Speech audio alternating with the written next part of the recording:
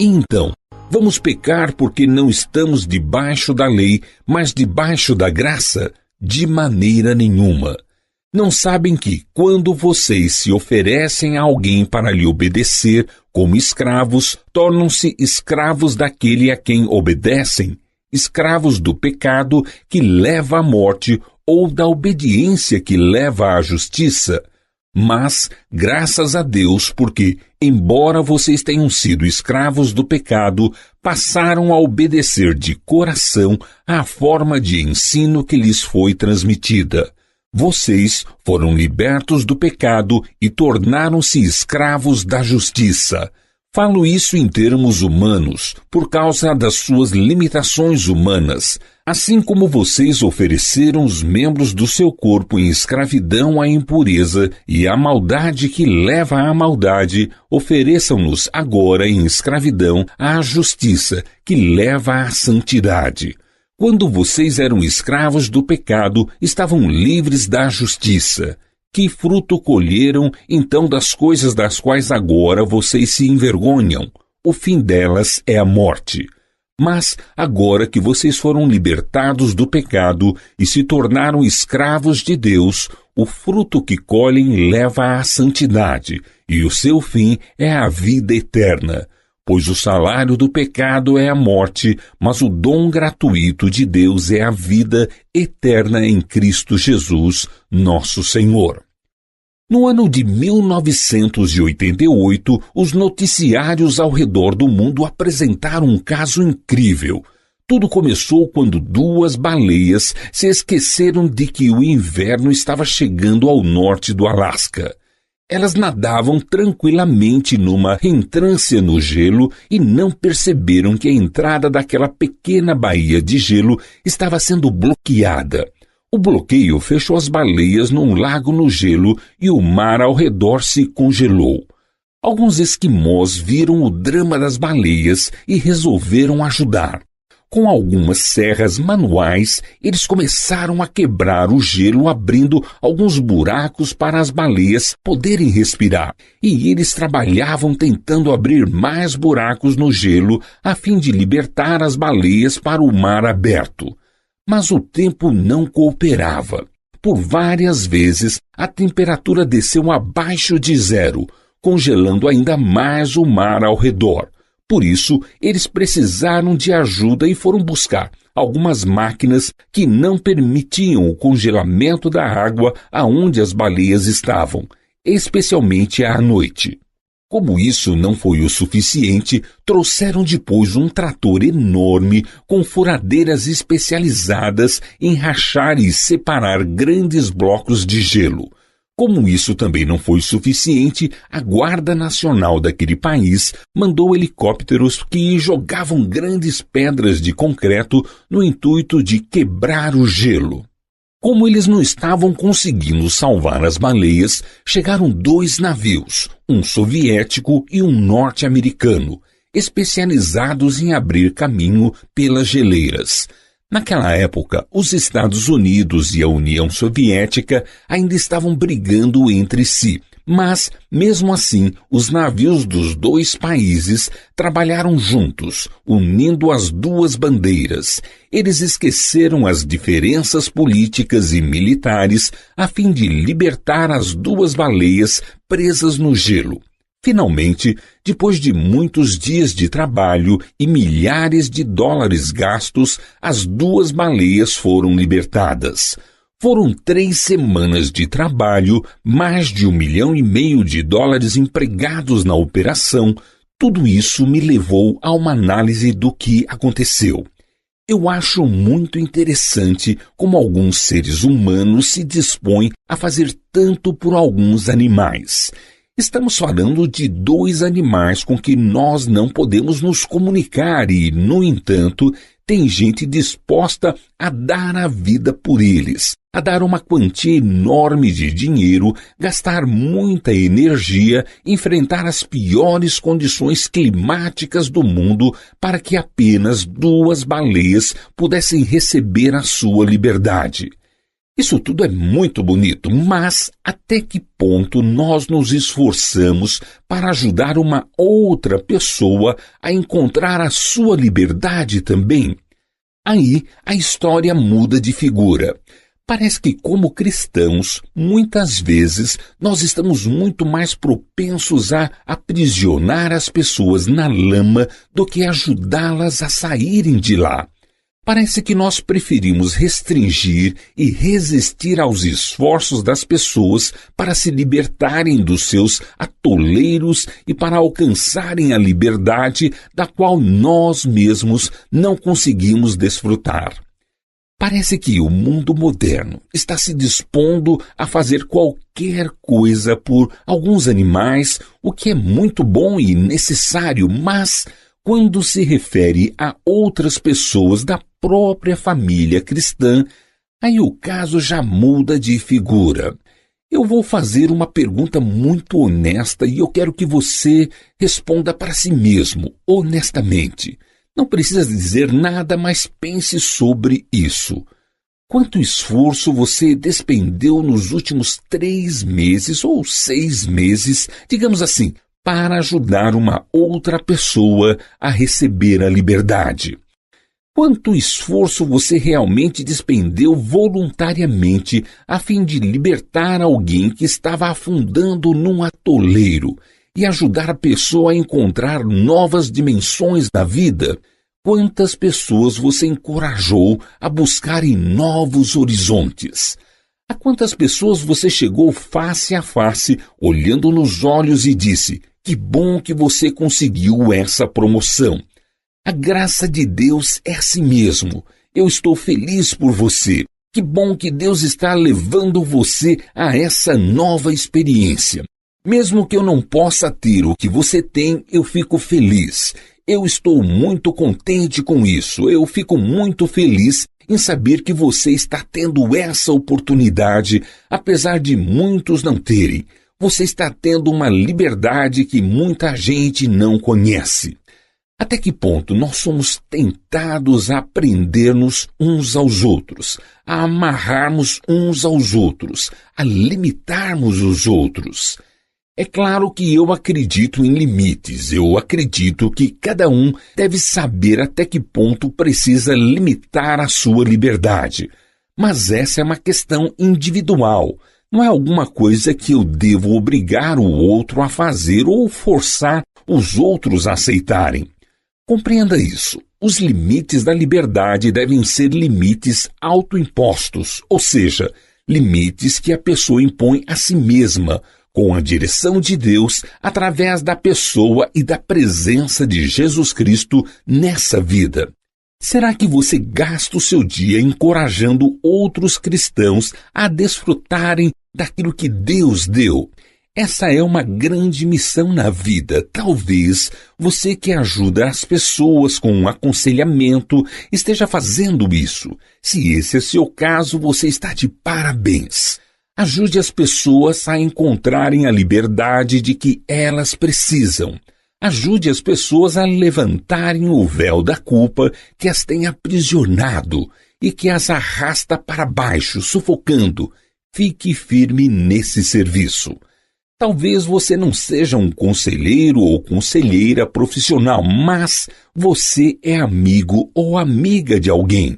Então, ajude essas pessoas a receberem a liberdade.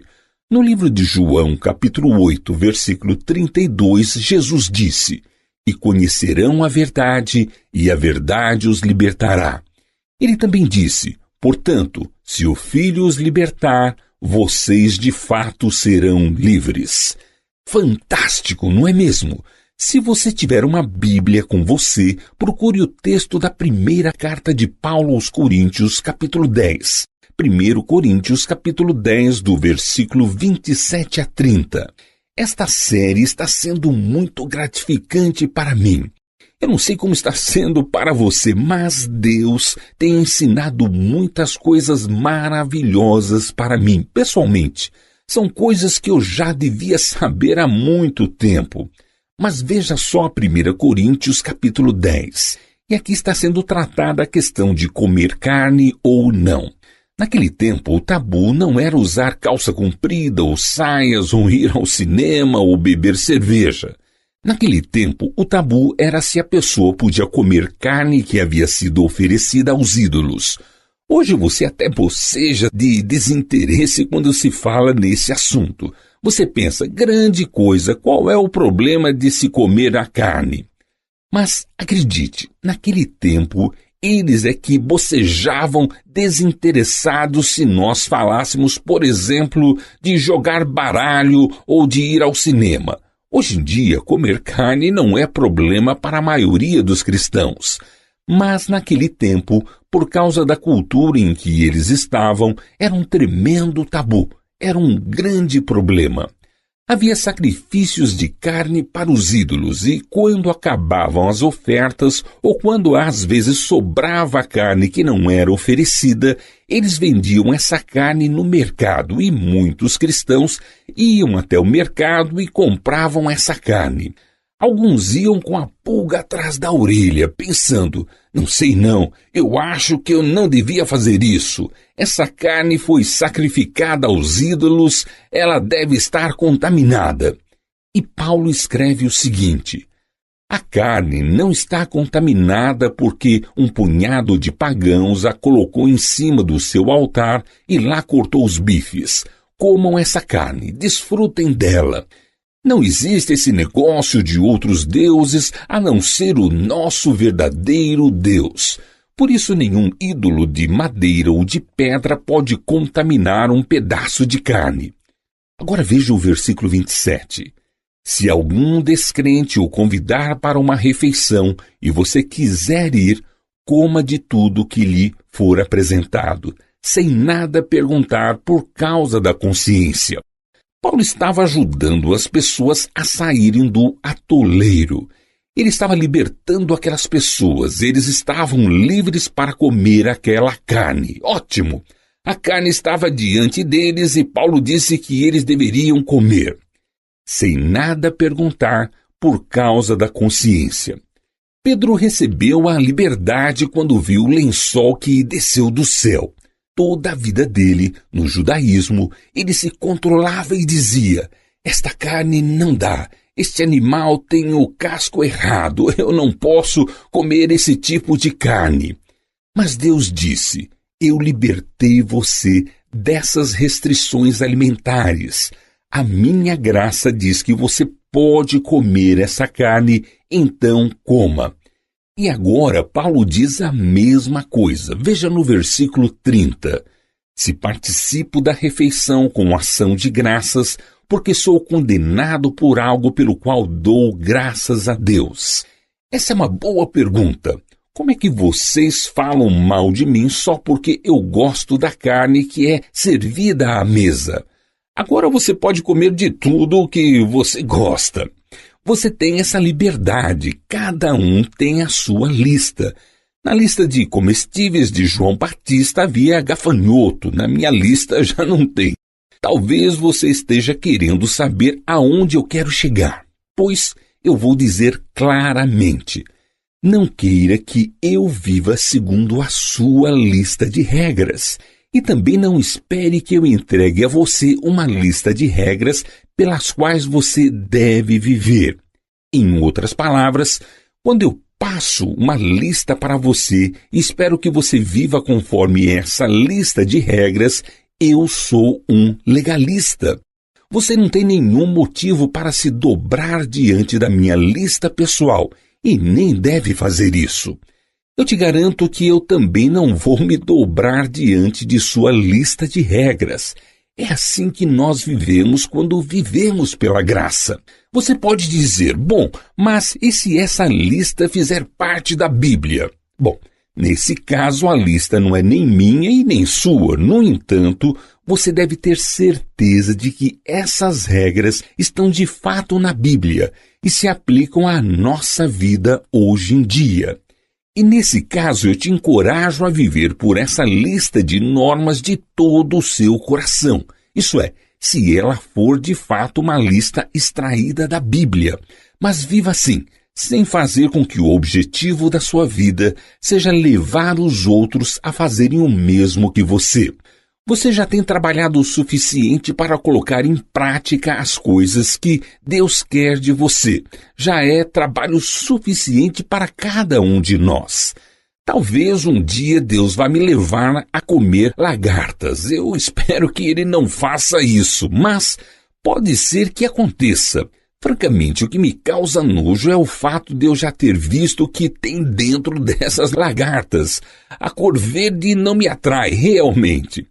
Eu duvido que eu tenha coragem de cortar uma lagarta dessas para comer. Agora, se eu me aventurasse a comer esse animal, você não teria nada que dizer. Como é que você pode comer uma coisa dessas? Não pode. E sua consciência? A questão aqui é óbvia. Deus deu aos seus filhos uma liberdade maravilhosa em Cristo, que é também uma liberdade de estilo de vida. E Ele nos deu essa liberdade para que nós possamos ser as criaturas que Ele quer que nós sejamos, vivendo da forma como Ele deseja que nós vivamos.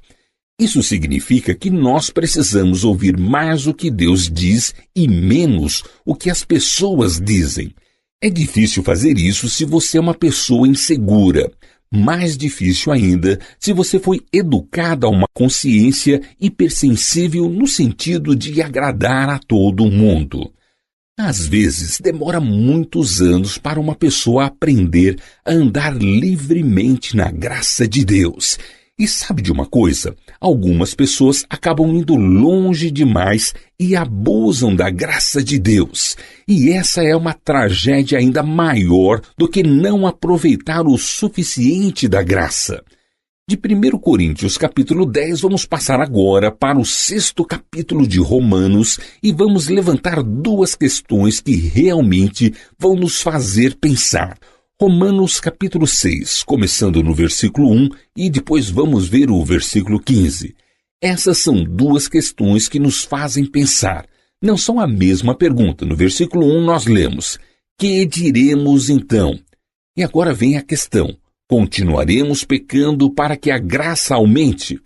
No versículo 20 do capítulo 5, Paulo diz que onde aumentou o pecado, a graça aumentou muito mais. A questão que é levantada naturalmente no capítulo 6, versículo 1 é: então, nós vamos continuar vivendo debaixo do pecado para que a graça aumente mais e mais nas nossas vidas? De jeito nenhum. Essa primeira questão se relaciona àquelas pessoas que não sabem viver em liberdade. Essas pessoas escolhem o erro e o pecado como seu mestre dominador. E quando você vive dessa forma, você passa o tempo todo se preocupando com o pecado, pensando nele.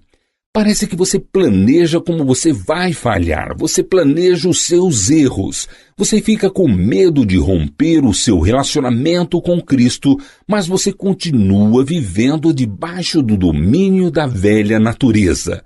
É a mesma coisa que um pai chegar diante de um filho e dar a chave do seu carro para o filho dizendo: eu sei que você vai bater o carro, então aqui está a chave do carro, juntamente com o telefone da polícia, da ambulância e da companhia de seguros. Não se esqueça de levar esses números com você. Eu tenho certeza de que você vai bater o carro, por isso é bom você decorar esses números de telefone. E boa viagem. Que conselho mais estranho, não é verdade? Mas nós fazemos isso sempre em relação ao novo cristão. Nós dizemos para ele: você precisa saber que você vai errar, por isso tome muito cuidado. E quando você pecar, você deve fazer isso e mais aquilo. Quantas pessoas no começo da sua vida cristã ouviram alguém dizer: sabe de uma coisa? Você não é obrigado a servir ao pecado. Você pode viver muitos dias sem pecar. Agora você tem um novo mestre, Cristo. E sabe o que mais? Você tem um veículo, o nome dele é Espírito Santo, você tem as chaves que são as Escrituras, e você pode colocar essa chave na ignição, e você pode ligar o motor e dirigir, e pode desfrutar de uma vida que você nunca teve antes. Talvez em alguns momentos você sofra um acidente, em alguns momentos podem ocorrer pecados e quando eles acontecerem, eu vou dizer para você como lidar com esses erros, mas sabe de uma coisa? Essa não vai ser a norma, vai ser simplesmente uma exceção. A regra agora é que você tem liberdade em Cristo por causa da graça de Deus. Com esse tipo de ensinamento, certamente as pessoas teriam condições muito melhores de encontrar um caminho certo de sair do lamaçal. A segunda questão aparece no versículo 15. É uma questão totalmente diferente. A primeira se relaciona a viver com tanta sensibilidade para o pecado, que você passa o tempo todo pensando como vai falhar. Essa questão agora é diferente. O texto diz: e então, vamos pecar porque não estamos debaixo da lei, mas debaixo da graça? A questão é, por que não sair por aí fazendo loucuras como aquele jovem que pega o carro pela primeira vez e sai pela cidade? Por algum tempo ele consegue correr muito, mas logo acaba causando um desastre. Se você agir assim na sua vida espiritual, você vai abusar da liberdade que tem. Além disso, você não vai apenas se machucar, mas pode até morrer e pode também machucar e matar outras pessoas. E é justamente nisto que se resume este capítulo. Viver tão determinado a usar a sua liberdade ao máximo que você acaba abusando da própria liberdade que você recebeu. Portanto, nós precisamos de alguns avisos, nós precisamos de algumas advertências. E essas advertências estão escritas no versículo 16 ao 23. Nenhuma delas é complicada, mas nós temos que nos concentrar, porque estamos aprendendo certas coisas que não são ouvidas comumente. São coisas que não são ensinadas comumente nas comunidades cristãs hoje em dia. Parece que nós não ouvimos tão comumente falar da graça de Deus, então nós precisamos aprender como lidar com essa graça com cuidado. No versículo 16, nós encontramos um princípio geral. Acho que podemos dizer que esta é a ideia global do parágrafo. Se você me pedisse para resumir o capítulo 6 numa sentença só, eu diria justamente isso. O nosso modo de vida depende do mestre que nós escolhemos. A forma como nós vivemos depende do mestre a quem nós escolhemos obedecer. O texto diz, veja comigo, não sabem que, quando vocês se oferecem a alguém para lhe obedecer como escravos, tornam-se escravos daquele a quem obedecem? E agora ele apresenta uma escolha para você. Escravos do pecado que leva à morte, ou da obediência que leva à justiça. J.B. Phillips, que é um tradutor da Bíblia, diz no versículo 16, você pertence ao poder ao qual você escolhe obedecer. Você pode dizer, espera um minutinho, parece que você está limitando a graça neste ponto. Essa conversa parece bem legalista. Espere um pouco, vamos ver o que a Bíblia ensina. Antes de Cristo, você não tinha escolha. Se você é um cristão de fato, um dia você chegou até a cruz de Cristo e entregou a Jesus o direito de governar a sua vida.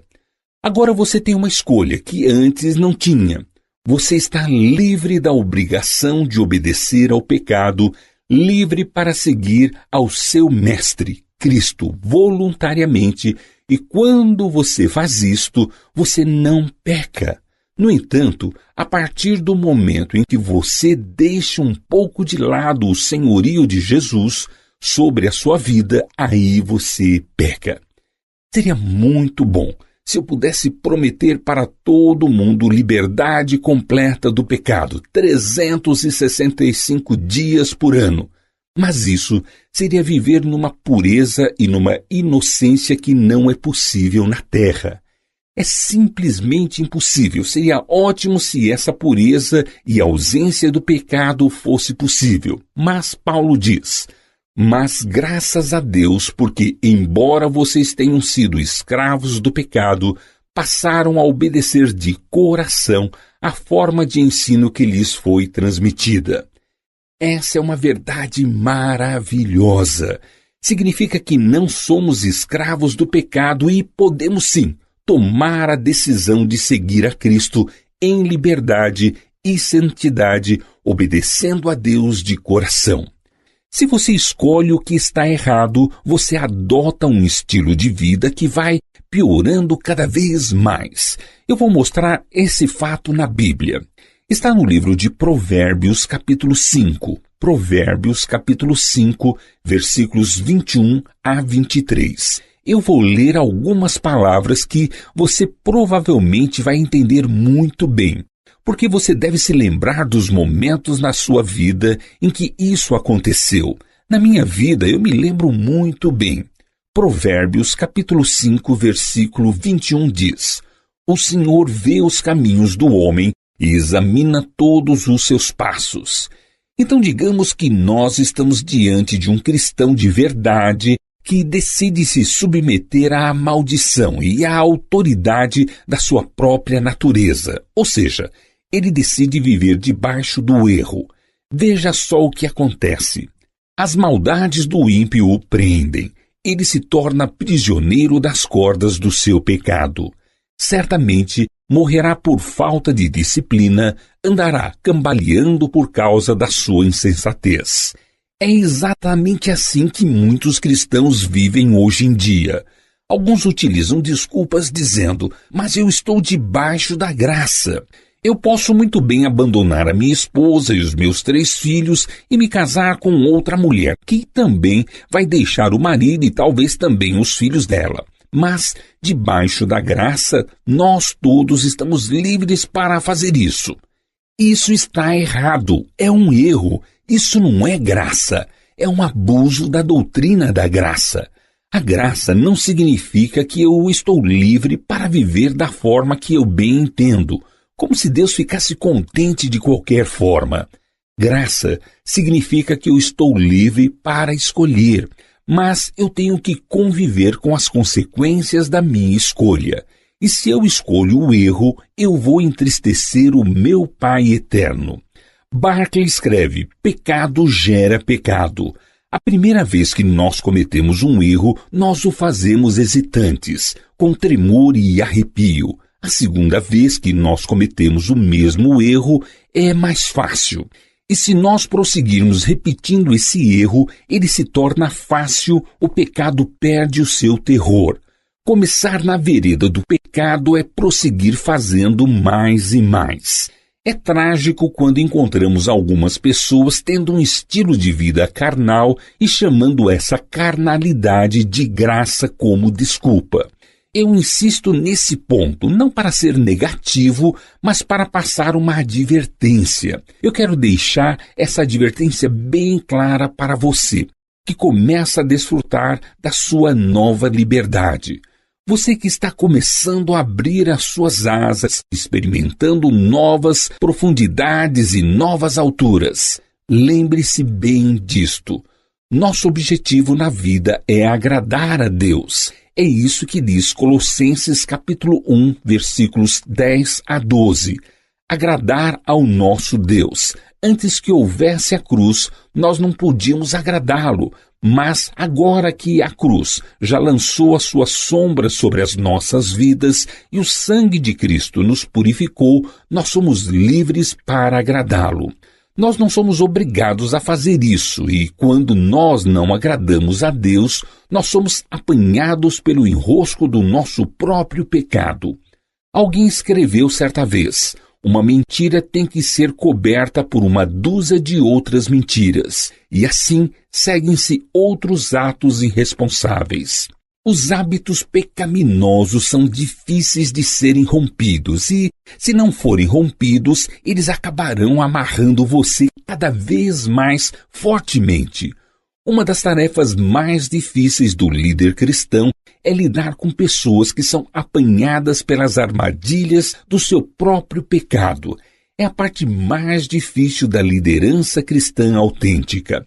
É muito desagradável fazer isso regularmente, mas Parte do trabalho pastoral exige essa intervenção.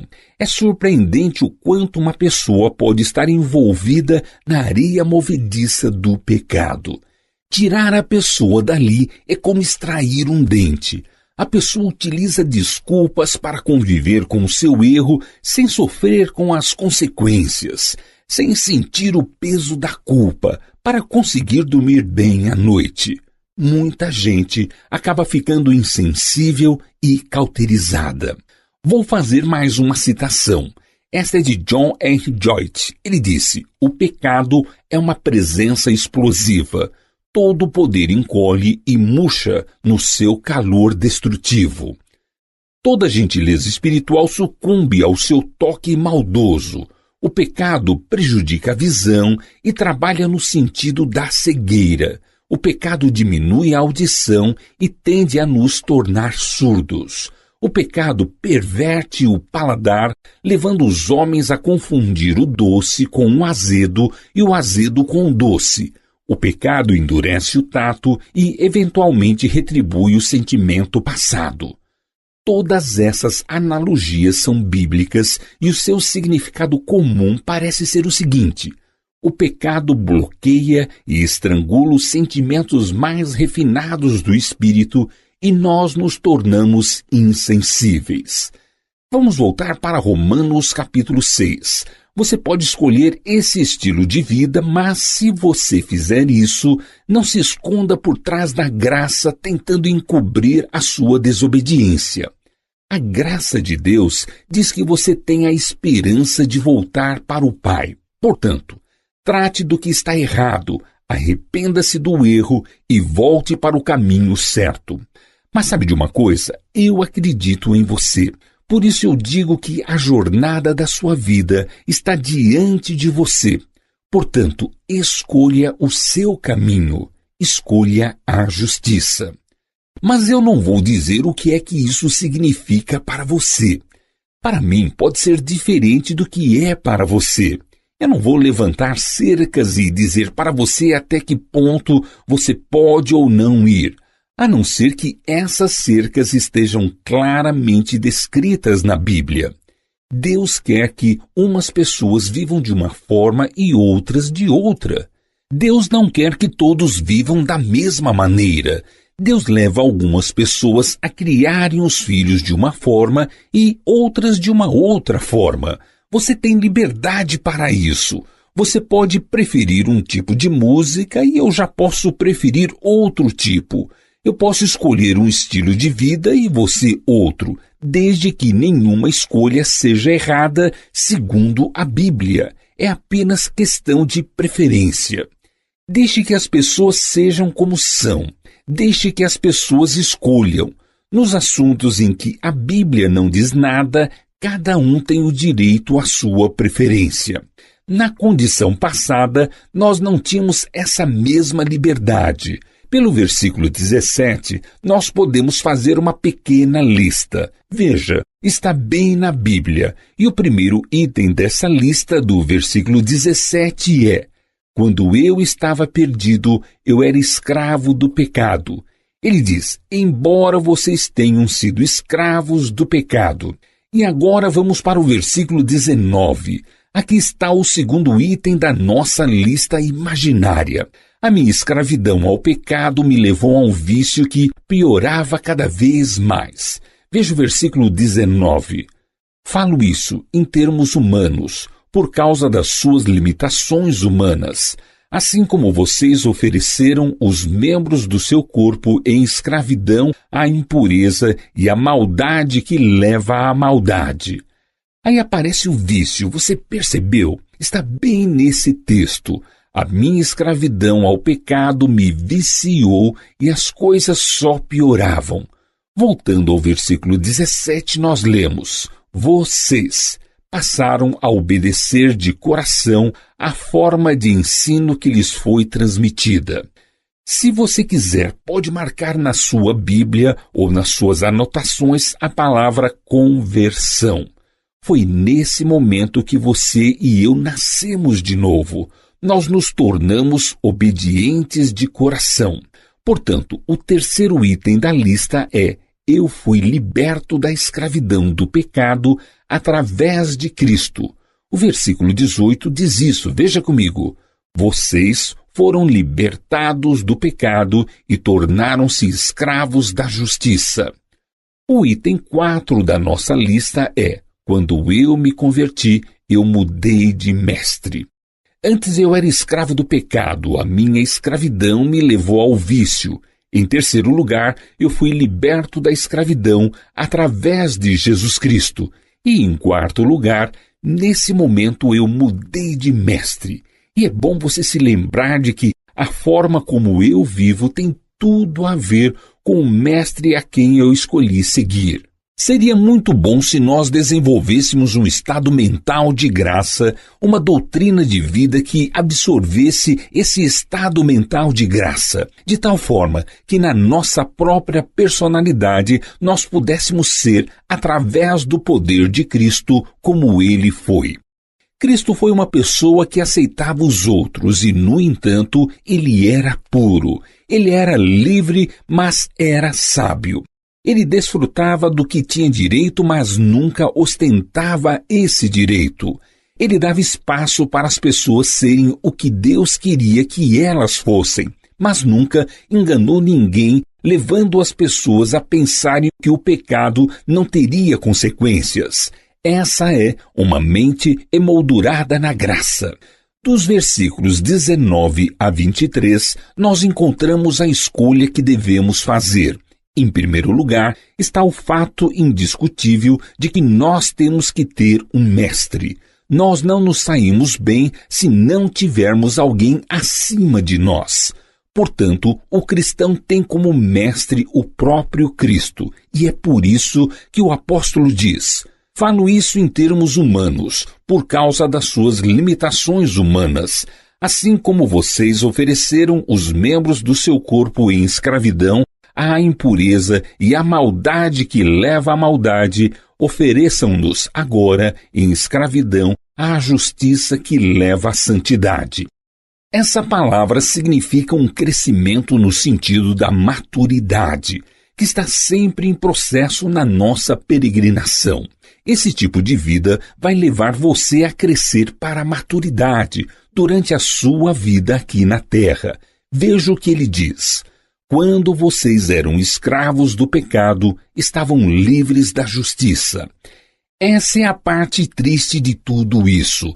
Dessa atitude antiga, você extraía alguns benefícios.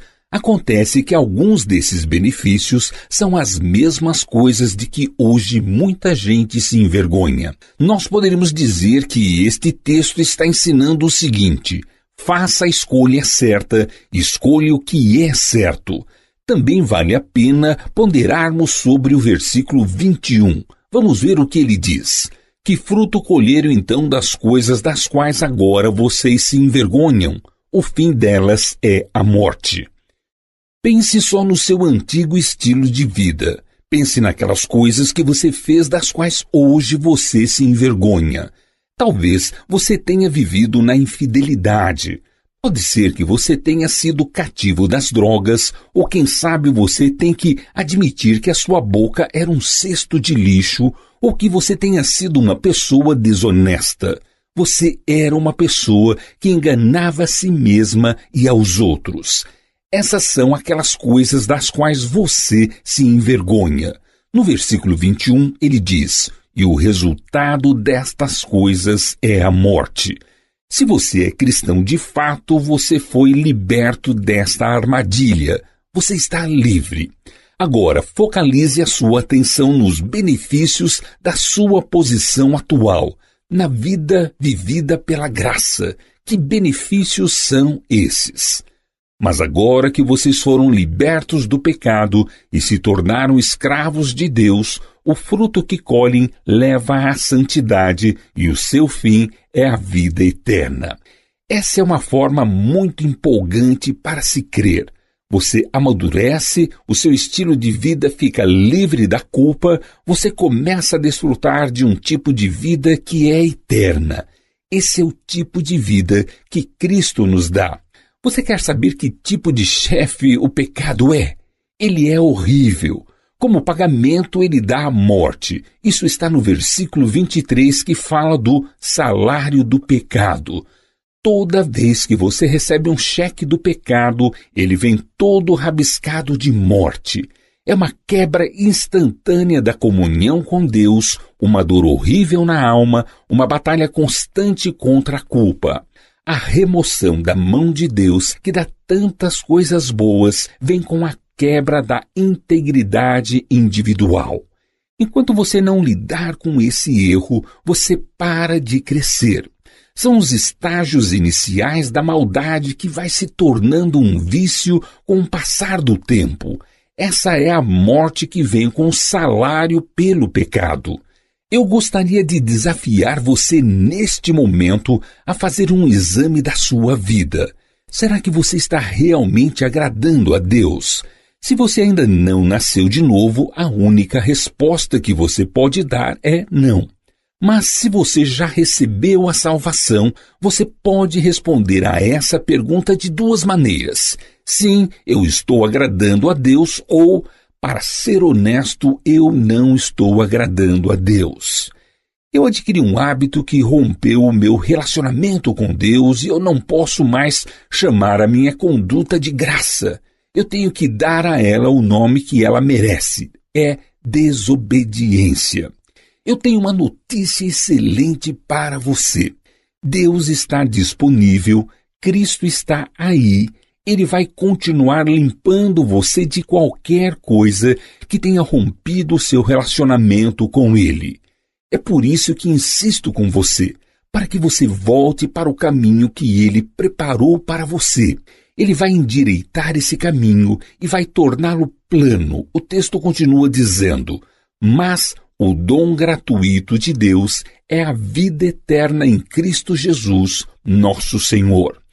Não é interessante o fato de que nós normalmente usamos Romanos capítulo 6, versículo 23, para falar de Jesus aos perdidos? E isso está certo. No entanto, é bom lembrarmos que esse texto foi escrito para a pessoa salva. É um texto para o cristão.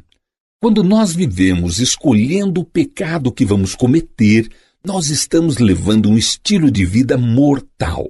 Mas quando nós aceitamos a graça, o presente gratuito da graça de Deus, e andamos de uma forma justa, isso nos leva a um estilo de vida eterna em Cristo Jesus.